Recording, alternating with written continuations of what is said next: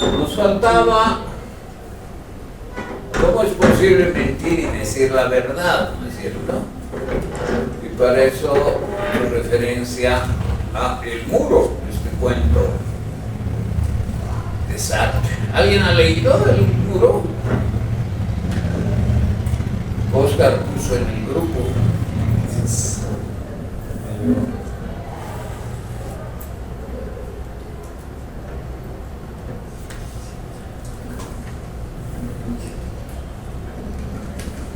Bueno,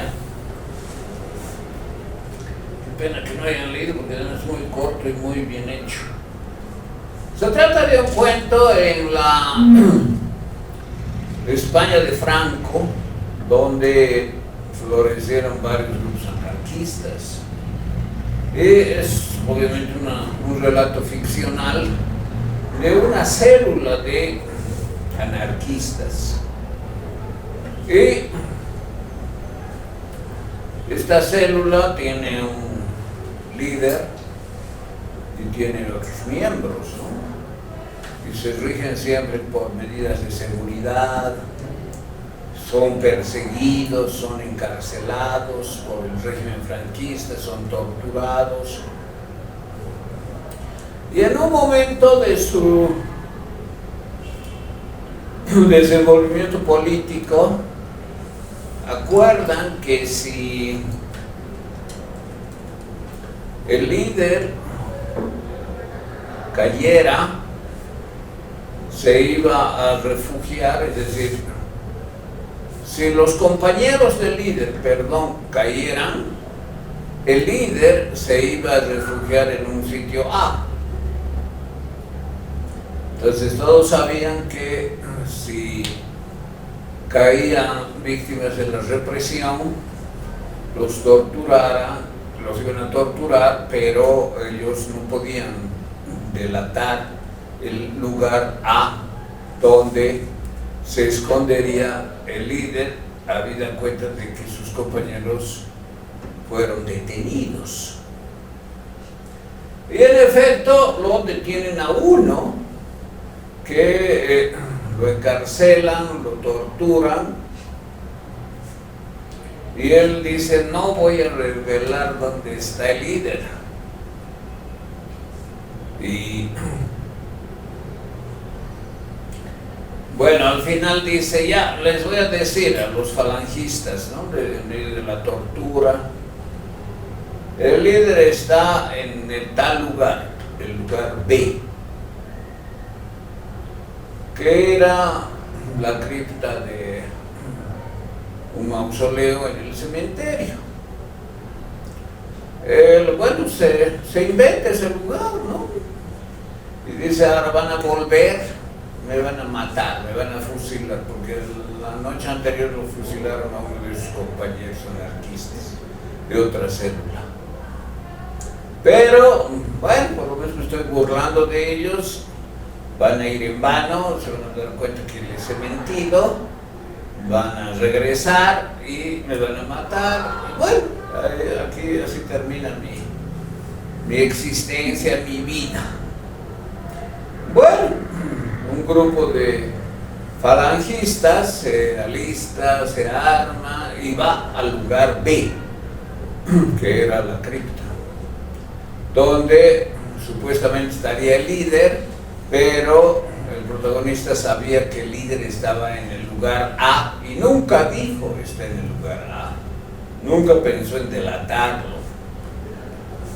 Bueno, entonces resulta que espera, después de pasada medianoche vuelven los falangistas, estos paramilitares, y lo trasladan a una celda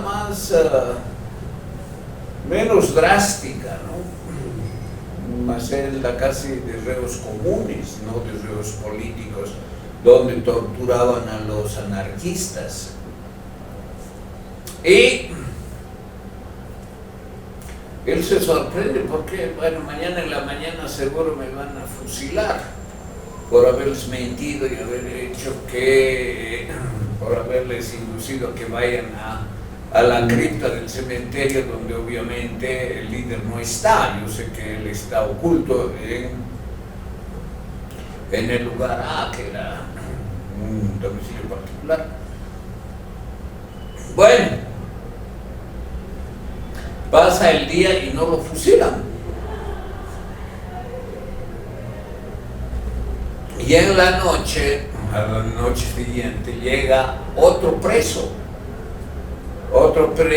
que es político, pero no lo encierran en el lugar más duro, ¿no? El lugar de las torturas, sino con los otros presos para que después, bueno, lo torturen y todo el procedimiento que cometían los falangistas. Y bueno, lo saludan, ¿cómo estás? ¿Dónde te han atrapado? Y bueno, empiezan a hablar y les dice, les cuento que ha muerto fulano de tal, que es el líder, ¿no? Del líder. ¿Cómo muerto? Sí. Anoche han ido a la cripta del cementerio y lo han encontrado ahí, lo han acribillado ahí mismo. Ese es el cuento. ¿Qué les parece?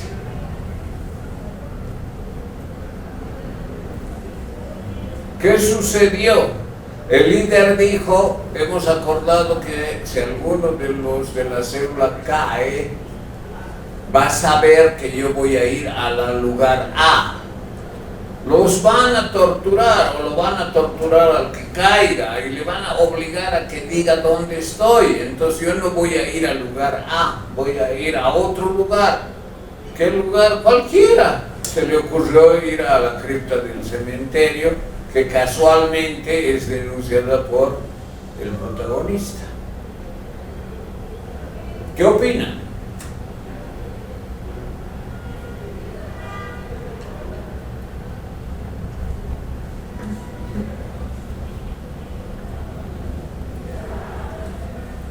¿Por qué este caso es mentir y decir la verdad?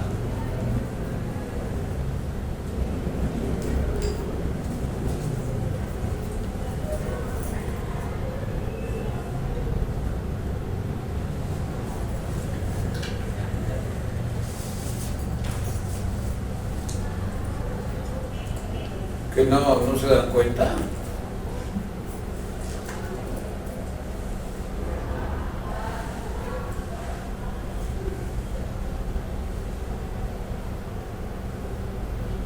A ver, Heinz, ¿qué dices? Responde algo involuntario. ¿Perdón? Responde algo involuntario porque el principio era mentir, pero no sé si el cuento diría que por coincidencia no acaba diciendo la verdad, pero por coincidencia llega. ¿Como no dice la verdad? No. Al mentir, el que es prisionero está tratando de cubrir o cuidar al líder. Pero sí, luego, eso está bien, sí. Pero luego sucede que no sé por eso si ahí en el cuento se da alguna pista de que la coincidencia hace que el líder coincida con el lugar en donde no debería estar.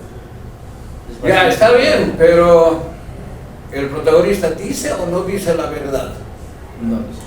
No dice la verdad, pero sí dice, vayan a la cripta y lo van a encontrar. Van a la cripta y lo encuentran, eso es decir la verdad. Decir la verdad, ¿qué es? Decir algo que corresponde con los hechos. ¿Qué ha dicho? El líder está en la cripta. ¿Y el hecho cuál es? Que el líder estaba en la cripta y por eso lo han abatido ahí.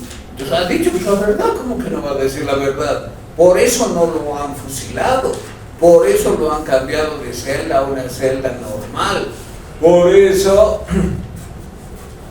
no han seguido torturándole, porque ha dicho la verdad. Al decir el líder está en la cripta, estaba diciendo la verdad, ha dicho la verdad y por eso lo han acribillado. Pero ¿en qué sentido ha mentido? Desde su posición. ¿Cómo desde su posición? Desde la posición. A partir de la idea que tenía de lo que era la realidad. Ahí está claro, ¿no? Mentir y decir la verdad. Esta es la realidad. ¿Cuál es la realidad? El líder está en la cripta. Pero el que habla cree que está en otra parte. Cree que está en otra parte. Y miente y dice, no está en este lugar circular, está en este lugar cuadrangular. Y casualmente, claro, coincide en que realmente había estado ahí, pero no porque él crea que el líder estaba en este lugar, sino él creía que estaba en otro. Entonces, ¿dónde está la mentira? La mentira está en creer algo y decir lo contrario. Él no ha dicho, el líder está en este lugar circular. Eso sería ser sincero.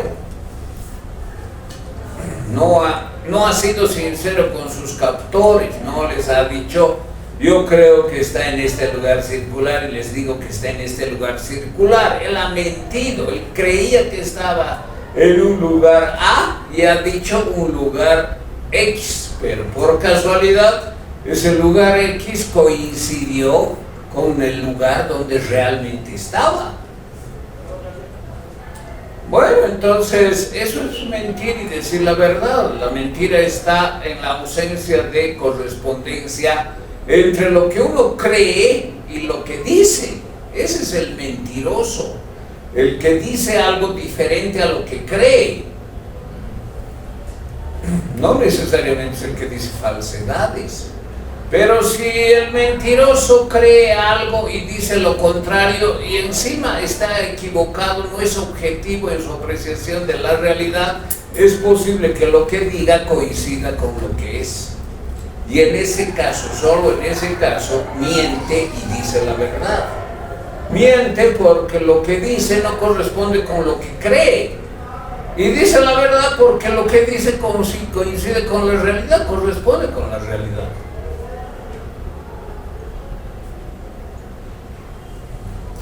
Bueno, este es un caso extraordinario, ¿no? Y en este cuento tan bien escrito de Sartre, del 46, creo que es, no me acuerdo, se advierte esta paradoja de que es posible mentir y decir la verdad.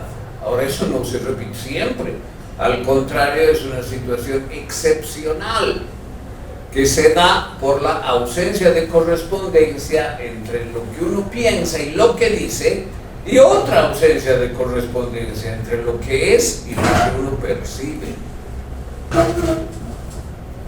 Bueno, ¿alguien puede dar un ejemplo de otro caso en que el que habla mienta y diga la verdad al mismo tiempo?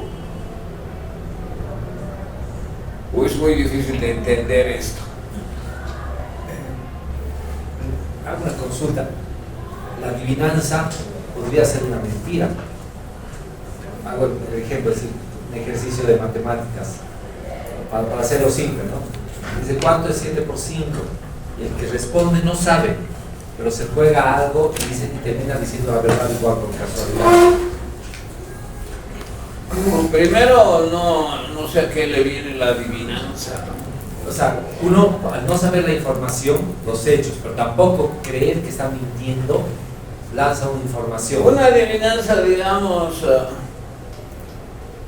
corriente, ¿cuál sería? Por ejemplo, redondo, redondo, barril sin fondo. ¿Qué es? Esas son las adivinanzas. No, pero entonces tal vez el término de adivinanza está incorrecto. Es simplemente probar suerte, si vale el término. O sea, estoy tratando de dar una respuesta que no sé si es cierta, no sé si es... Tú piensas por casualidad acertar una respuesta. Yo no sé cuánto es 7 por 5, pero digo 35. Exacto. Bueno, puede ser, aunque no está muy claro, ¿no? ¿Dónde estaría la mentira? Claro, ¿Dónde está la mentira? Porque la mentira está en lo que uno cree y lo que dice. El protagonista creía que el líder estaba en el lugar A y dijo está en el lugar B. Ahí está la mentira, la falta de correspondencia entre lo que cree y lo que dice. Si yo digo 35 porque me parece, no es mentira.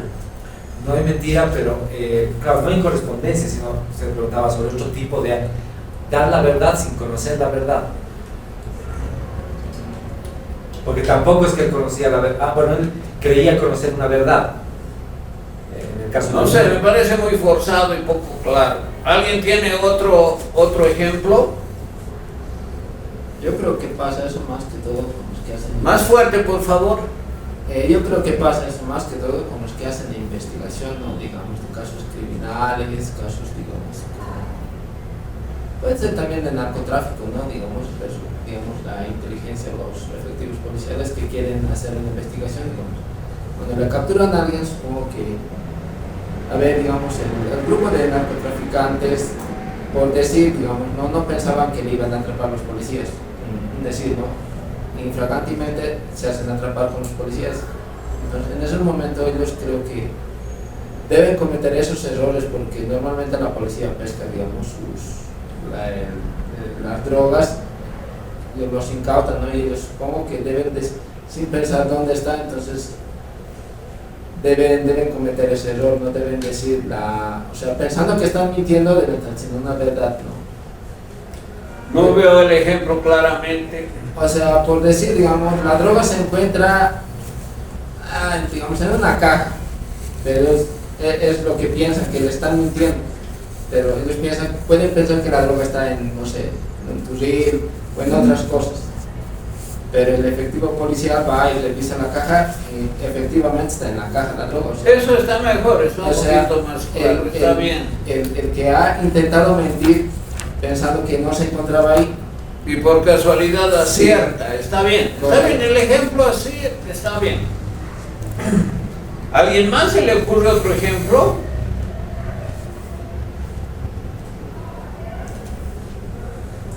¿Sí?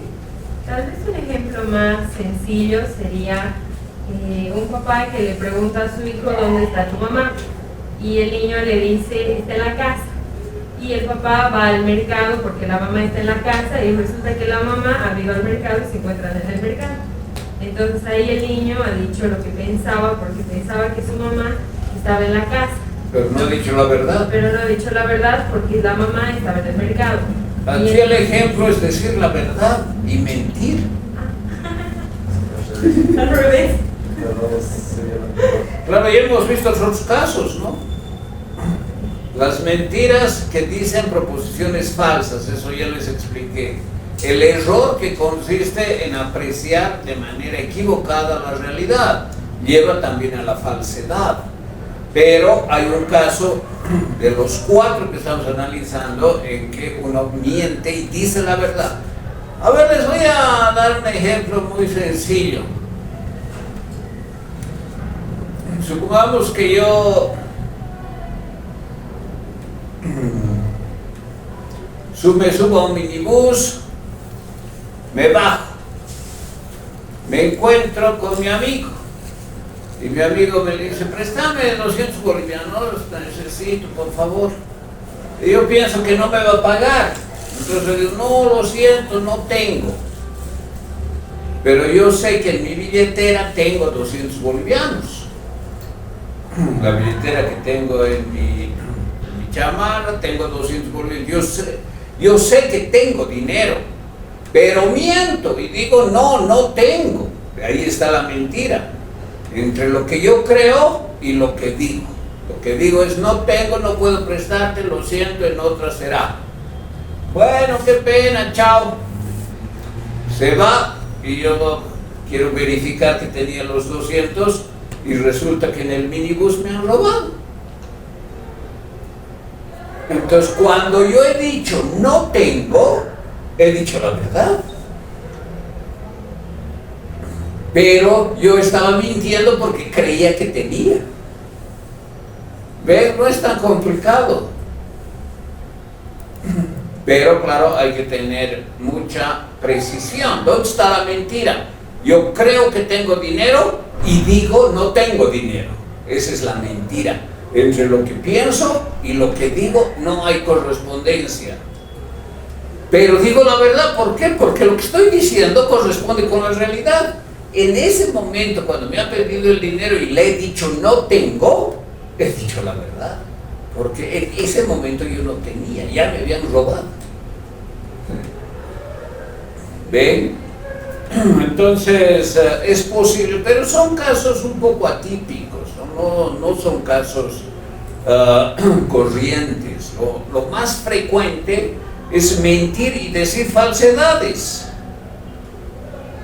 Yo veo las cosas como son, pero no digo esto es cuadrangular, digo esto es circular, estoy mintiendo. La mentira, ¿dónde está? Entre lo que yo creo y lo que digo. Es mi cabeza, es mi conciencia, y aquí veo esto rectangular, como es en la realidad. Como es en la realidad, lo veo en mi conciencia, pero miento y digo esto es circular. Entonces, cuando yo estoy mintiendo y tengo una apreciación objetiva de la realidad, lo que digo es algo falso.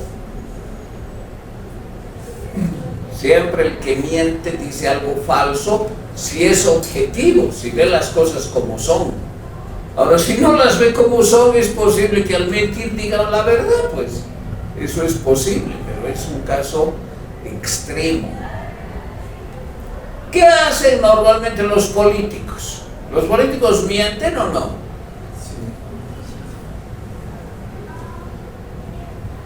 ¿O son sinceros? ¿Qué creen? Lo usual que es, no solo en Bolivia, en el mundo entero. ¿Los políticos mienten o no? Mienten. Mienten. Y posiblemente mienten más que el resto. Sartre decía, todos mentimos. Les he comentado, ¿no? ¿Y usted a quién más miente? ¿Cómo que a quién más? A mi pareja, pues ¿a quién va a ser? A la pareja es a la persona a la que más se le miente. Eso digo en una entrevista.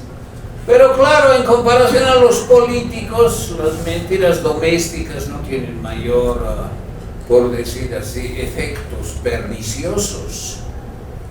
¿Cuándo mienten los políticos?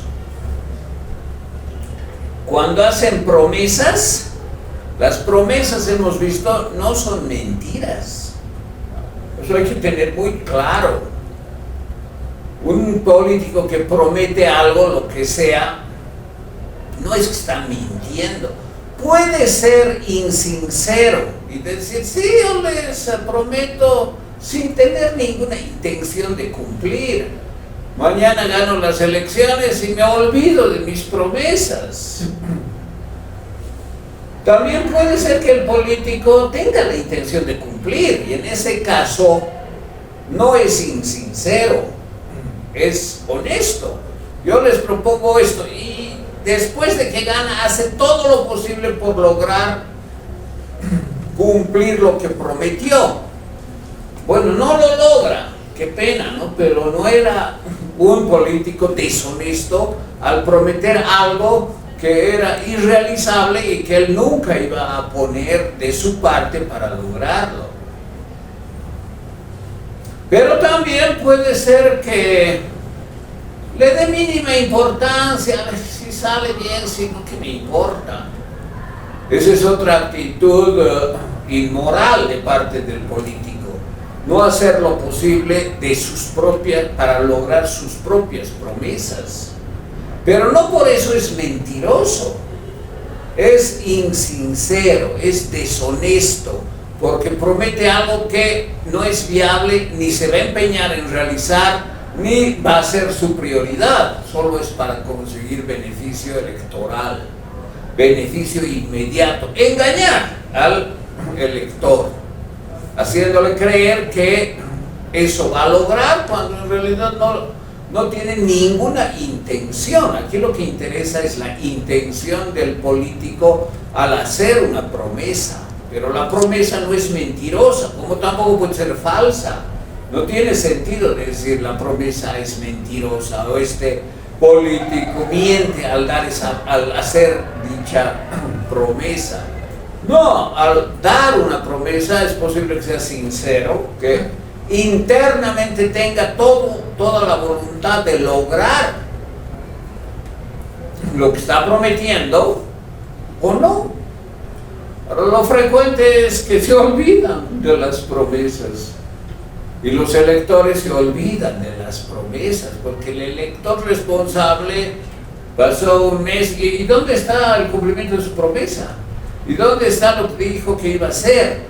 Esa es la demanda democrática desde abajo, a los deshonestos, a los insinceros, a los que llenan de promesas al elector para que vote y después no sucede absolutamente nada. Después hay otras formas como los políticos mienten. ¿Qué se les ocurre? Sí. El caso de Milei podría catalogarse como de insincero cuando promete en tiempo electoral, ahora ya está en la presidencia y podemos ver la realidad, cerrar el Banco Central de Argentina. Como promesa. Ha dicho que iba a cerrar, ¿no es cierto? Como programa. Ahora, ¿ha dado una fecha? ¿Ha dicho en los 100 primeros días voy a cerrar el Banco Central o algo así? Para nada. Entonces, claro, hay que saber también cómo prometer, ¿no? Si él ha prometido con un plazo perentorio, terminado el plazo, deberían lloverle los reclamos. Usted ha dicho algo y no ha cumplido, perdón.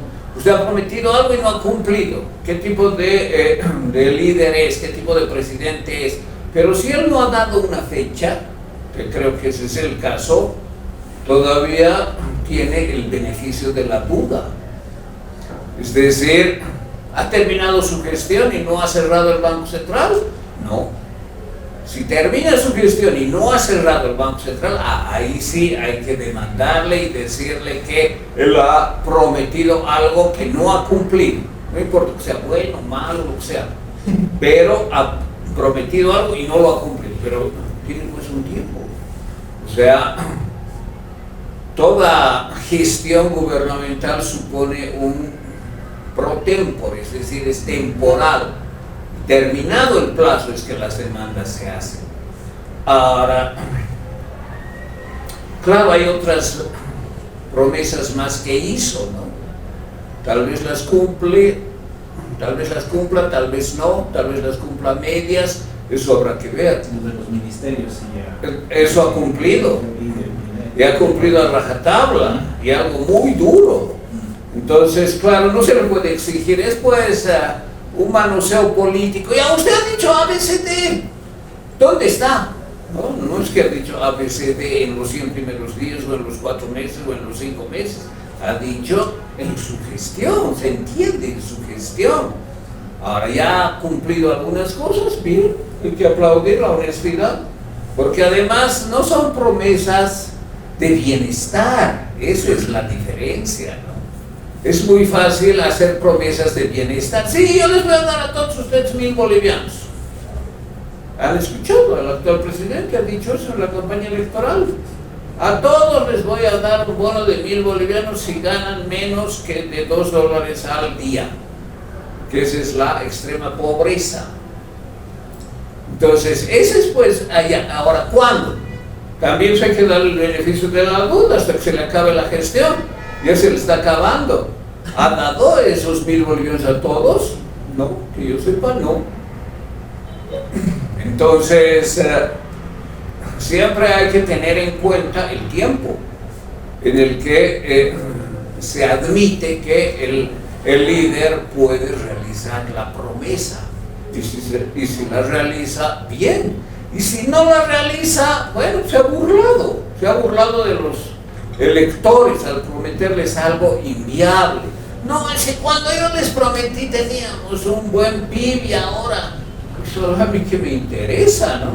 Si hace una promesa debería estar al tanto de la situación económica, de indicadores macroeconómicos, y hacer la promesa responsablemente sabiendo que la tiene que cumplir. No, es que ha cambiado la situación. ¿Qué es eso? ¿Qué tipo de líder es ese? ¿Saben qué? Lo peor no es el líder, es la gente que oye sus argumentos y que cree sus argumentos y que dice, es que antes era mejor. O sea, tienen tan pequeña su capacidad de análisis que no se dan cuenta que una promesa tiene que estar dada según un diagnóstico objetivo de la realidad, que no va a cambiar cuando esa persona sea gobernante. Bueno, otro ejemplo, ¿a quién se le ocurre de un político que mienta? Me mienten y dicen falsedades, ¿no? Es muy raro que mienta y diga la verdad. Aunque también algunos, los más hábiles, pueden hacer eso. Distorsionan los hechos para presentarlos para su conveniencia y quieren mostrar la parte objetiva para que el destinatario diga, pero si está diciendo algo verdadero. ¿No se les ocurre otra forma de mentir de los políticos en general? Del gobernador que era, no sé, creo que una vez había estado bebiendo cerveza en su oficina y creo que justo entraron los medios de comunicación y otras autoridades más en el campo nacional y él ha empezado a mentir, ¿no? que no había bebido ninguna bebida alcohólica, nada, y por lo tanto que están haciendo trampa, incluso él dijo, ¿no? Incluso que le estaban ese rato mismo trayendo las bolsas de que ellos están consumiendo. Entonces yo pienso que ha empezado a mentir, que él, digamos, yo pienso que debe estar ahorita en su oficina bebiéndose por un decir no, o sea, no, y esa vez no había pensado que le iban a atrapar y lo han atrapado, ¿no? Y él ha empezado a mentir, que incluso están conspirando contra él, ¿no? Esas son pruebas falsas.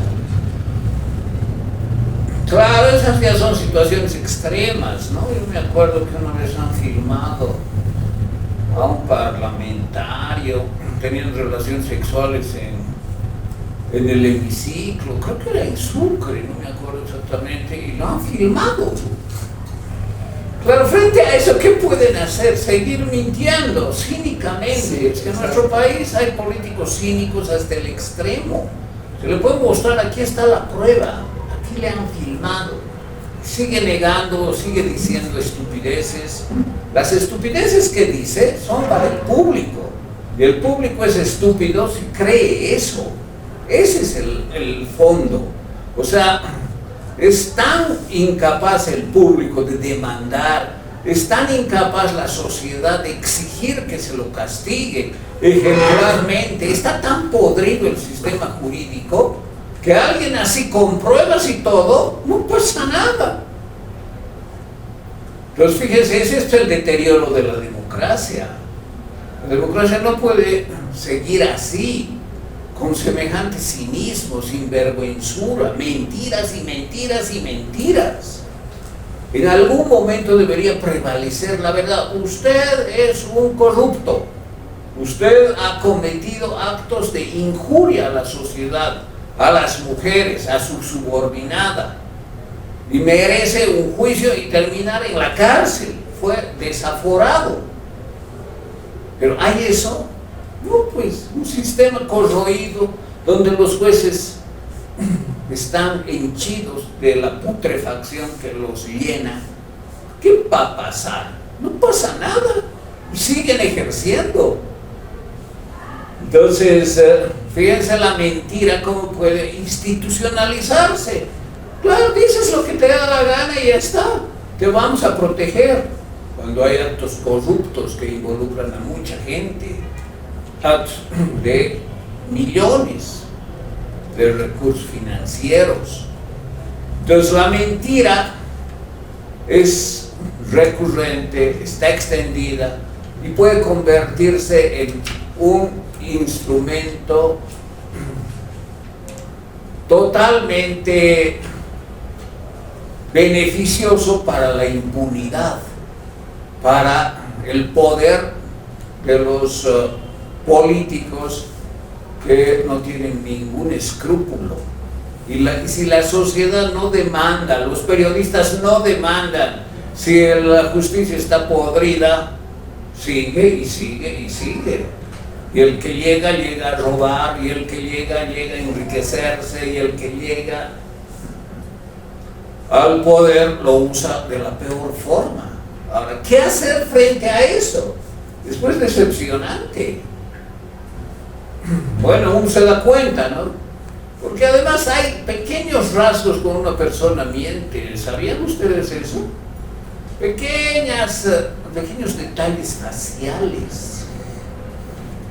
O sea, mentir no es tan fácil, fíjense. Y se delatan inclusive psicológicamente por pequeñeces. Pero aunque uno sepa eso y se da cuenta, está mintiendo en este momento, fíjate lo que está haciendo, eso delata la mentira. Aunque se sepa eso, no, pues es gente artera, pide pruebas, pide procesos, pide juicios. Y a lo que denuncia, de acuerdo al poder del corrupto, el que denuncia termina él preso. Así es nuestro país, ¿qué les parece? Así es esta democracia corroída por los políticos, los mentirosos, los ladrones. Así se conduce. Y, bueno, les importa un cuerno que la gente se dé cuenta que son cínicos. Y lo peor, ¿saben qué es? Que hay gente que los admira. Y dicen, pero qué capo, ¿cómo hace lo que le da la gana y no le pasa nada? Eso es lo más decepcionante de los gobernados, que tengan una actitud de valorar esas formas de ejercer el poder, cuando debería ser diferente. Deberíamos exigir que vayan a la cárcel los ladrones, los pedófilos, los corruptos, los que abusan del poder, los que ejercen acoso, los que dañan el erario público. Pero no es así. Bueno, hay otras formas un poco más elegantes de mentir, ¿no?, de los políticos, no tan sucias como las que he descrito. Por ejemplo, cambiar datos. Sí, estamos con un PIB de tanto, ¿no?, inflado. Sí, hemos incautado tantas toneladas de cocaína el año pasado. Sí, las habrán incautado, pero no las han destruido, ¿no? O sea, todo eso es parte de la vida política, policíaca, de la vida jurídica. Y los políticos, además que distorsionan la realidad presentándola de manera que el destinatario haga inferencias como él quiere que haga. Y en ese sentido, por ejemplo, usar los datos del gobierno contra el gobierno es pues hábil, es bastante hábil. ¿Quién hace eso? Hay un economista que lo hace muy bien. ¿Lo conocen? Siempre dice, con los datos del gobierno tenemos esto, y muy buenos análisis. Esos son intelectuales de firmeza teórica y moral. Usar sus datos para mostrar sus inconsistencias. Porque claro, además es difícil acceder a los verdaderos datos. Están bien encubiertos, bien disfrazados. Chávez apellido. Gonzalo Chávez. Sí, Gonzalo Chávez, muy bien. Siempre lo que dice enseña un montón y muestra con los datos del gobierno. Bueno, aquí hay algunas falacias que usan los políticos. Ignoracio elenchi. ¿Qué significa eso? Decir otra cosa a lo que se está tratando. Y eso no solamente entre los políticos, ¿no? Estas son falacias que abundan en la interrelación coloquial de las personas. Ser ignorante de la cuestión. ¿Y usted por qué no come carne? Porque soy vegetariano. Bueno, es vegetariano, ¿por qué? Porque no me gusta la carne. Fíjense, eso no tiene ninguna argumentación. Si dijera, es que yo quiero evitar que las vacas contaminen con metano la atmósfera y contribuyan a aumentar el calentamiento global y perforen la capa, bueno, todavía se podría aceptar, ¿no? Ya es una decisión de vida no comer carne por eso, ya está bien. Pero ¿cuál es la cuestión que se está tratando? Una razón de peso que justifique. No, es que no me gusta. Yo podría decir, a mí me gusta y por eso como. Tampoco, ¿no? Yo podría argumentar de otra manera. La argumentación siempre tiene que ser atingente. ¿Qué quiere decir eso? Que yo con el otro puedo razonar y llegar a un entendimiento de razones que finalmente haga que coincidamos. Yo puedo estar de acuerdo con que no haya contaminación del gas metano y de las otras formas como las vacas contaminan el medio ambiente, y por eso podría considerar la posibilidad de volverme vegetariano, pero hablaré con la persona que tenga esos argumentos, que sea atingente a la cuestión. Argumentum ad baculum quiere decir argumentar haciendo referencia a la fuerza. Hay un ejemplo clásico, ¿no? En la Segunda Guerra Mundial, Stalin, cuando no Stalin, ¿no?, dijo: ¿cuántas divisiones tiene el Papa? No tiene ninguna, entonces no le vamos a escuchar lo que dice. Porque aquí los que decidimos somos los que tenemos divisiones, o sea, ejércitos. Su mensaje moral, de paz, no vale nada, porque este pobre no tiene ni un solo regimiento que puede contribuir en la guerra. Ese es argumentum ad baculum. O sea, aquí vale el que tiene fuerza, el que tiene poder. Y ellos y nosotros somos los que decidimos de acuerdo a nuestro poderío. Argumentum ad populum, ese es el populismo, ¿no?, o los discursos plebiscitarios.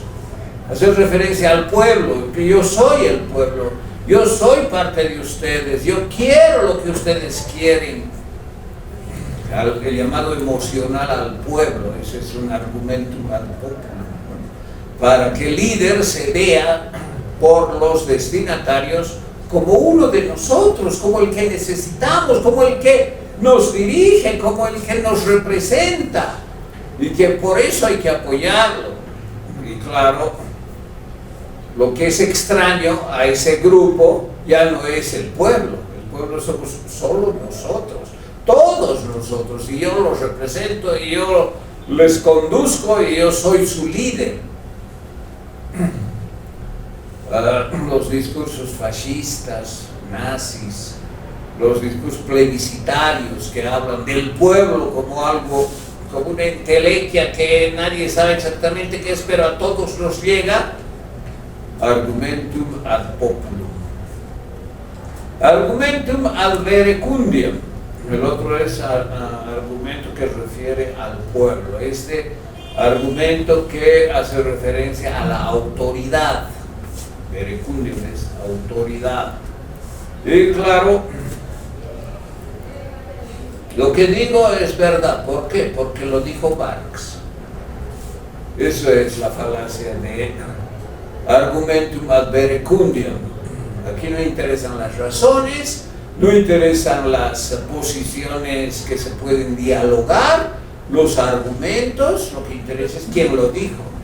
Y si lo dijo Marx, no se puede cuestionar, y lo que repito yo, hay que asumir como la verdad. Entonces, no hay posibilidad de discusión, de diálogo, de intercambio racional de posiciones, sino solo la autoridad de quien enuncia. Y claro, puede ser un filósofo, un teólogo, un líder religioso. Lo de Mahoma es incuestionable para los musulmanes. Y el que se burla va a tener que tragar de nuestras acás, ¿no? Eso es lo que han hecho en Francia contra Charlie Hebdo. Por burlarse de Mahoma terminaron acribillados dibujantes, guionistas. Fíjense, esas son las consecuencias del terrorismo, cuando hay este tipo de fanatismo y este tipo de defensa de posiciones hasta el límite. Argumentum ad hominem. ¿Y quién eres tú, pues, para cuestionarme a mí? Primero anda a estudiar y después hablamos. Ese es un argumento ad hominem, ¿no? No interesa lo que digas, eres inferior a mí, así que no, lo que dices no sirve. Eso es ofensivo. Y circunstancial es, bueno, son las circunstancias que hacen que tú digas eso, pero en otras circunstancias no vas a decirlo, así que ni siquiera estás seguro de lo que estás defendiendo, ¿no? Como diciendo, bueno, tú y tus posiciones se deben, no sé, a que eres mujer, a que eres joven, a que no tienes experiencia en la vida, a que no has madurado posiciones, etc. Argumentum ad hominem circunstancial. Causa falsa. ¿Cuál es la causa falsa? Por ejemplo, decir, sí, me ha aplazado el profesor porque no le caigo bien. O otra cosa, ¿no? Sí, bailaremos porque bailando va a llover. Las danzas de la lluvia. Hay que bailar para que llueva, y eso todavía existe. Fíjense, hay grupos que tienen ritos para que llueva, y ritos que no tienen una relación causal razonable. Bueno, si fuera todavía una acción como, no sé, sembrar nubes, saben que hay eso, ¿no? Se siembran nubes actualmente, todavía se puede dar cierto margen de credibilidad a que sembraron nubes y por eso llovió, pero no, en este caso es entrar en un paroxismo semidesnudos todos y para que llueva. Causa falsa. Y claro, en todo esto hay mucho apego emocional. O sea, no hay razonamiento, no hay análisis racional que permite establecer de manera racional, por ejemplo, teniendo en cuenta estadísticas, teniendo en cuenta relaciones causales constatadas, que lo que puede pasar es posible que se influya por determinadas causas. No, aquí hay todo un aparato de creencias y de simpatías, y en la política son las simpatías. Pero si tu líder es A, B, C, D, sí, pero es mi líder. Porque claro, yo no lo voy a cambiar. Incluso cuando no hay beneficio. Bueno, si me da un trabajo, si hace que yo sobreviva gracias a él, todavía se puede entender, ¿no? Pero en muchos casos ni siquiera hay eso. Es solo un apego emocional, una adscripción psicológica, una adherencia fundamentalista, lo que hace que yo sea ciego ante la realidad, ante lo que es efectivamente ese líder. Tenga que aceptarlo, valorarlo, defenderlo y seguirlo incondicional e indefinidamente.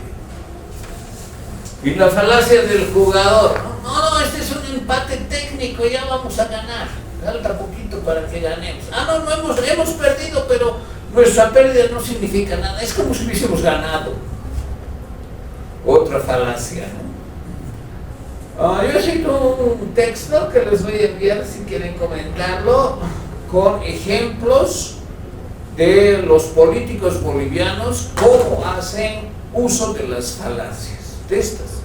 Falacia del jugador, causa falsa, argumentum ad hominem, argumentum ad verecundiam, argumentum ad populum, etc. Y bueno, si quieren pueden poner sus propios ejemplos, ¿no? Como comentario también en este caso sería bueno que ustedes pongan sus propios ejemplos, mejor si son reales, no que sean inventados, sino que sean reales. Lo que yo he puesto en ese artículo está en torno al 21F. Ahí han abundado las mentiras de los políticos de todas partes y de manera ya inaguantable. Entonces, si quieren hacer como un trabajo voluntario, toman una falacia, digamos causa falsa, y ponen 1 o 2 ejemplos de la vida real de nuestro país y los analizan. ¿Por qué es causa falsa? ¿Por qué ese político está incurriendo en una falacia? Ese es el análisis lógico del discurso político, es decir, hacer consideraciones de carácter lógico sobre un discurso político en determinadas circunstancias, sin sesgo ideológico, simplemente teniendo en cuenta en qué medida hay ignorancia de la cuestión, hay causa falsa, hay argumentum ad verecundiam, etc.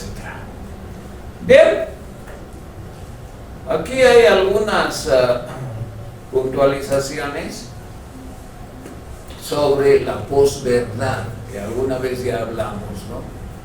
Nuestro tiempo, especialmente desde la posmodernidad, en nuestro tiempo se ha agudizado la cantidad de mentiras políticas. Es decir, es lo usual ya que el político mienta. No es la excepción, no es que la mayoría de los políticos son honestos, son objetivos, son sinceros, sino que su discurso está torcido, está teñido de mentiras, está teñido de intenciones veladas, inconfesables. Ya a mediados del siglo XX, fíjense, este historiador de la ciencia y filósofo Alexander Coiré decía esto, ¿no? La mentira es un arma. El arma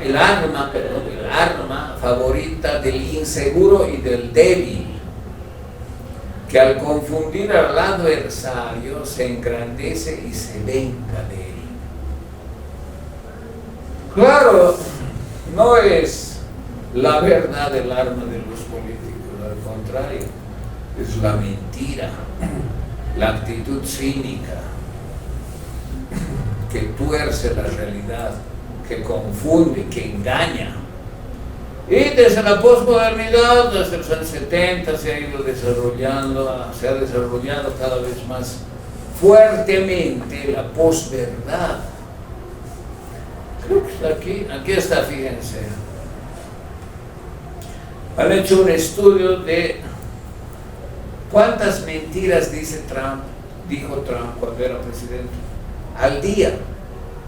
14 mentiras diariamente, todos los días de su gestión, pero ya llegando a situaciones ridículas, ¿no?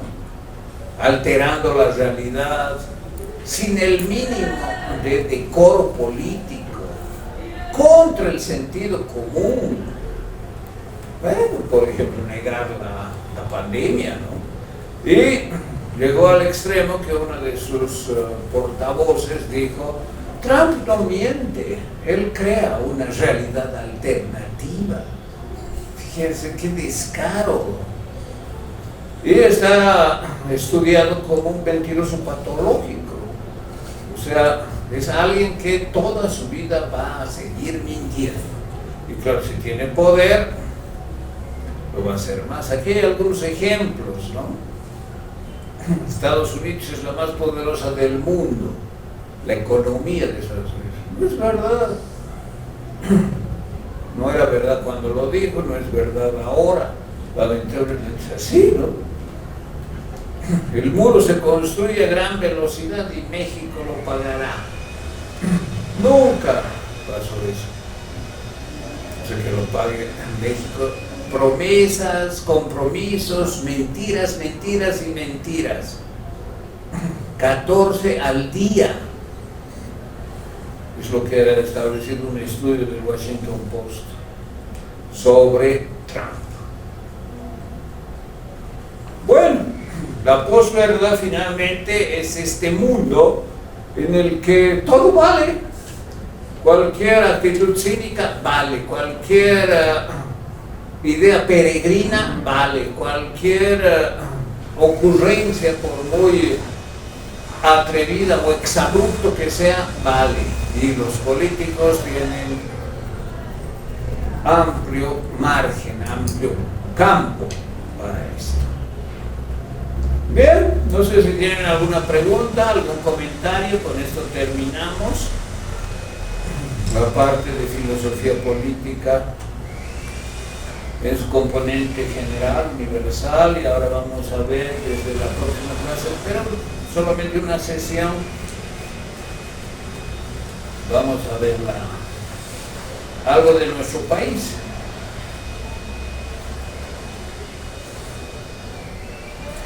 ¿Tienen preguntas, comentarios?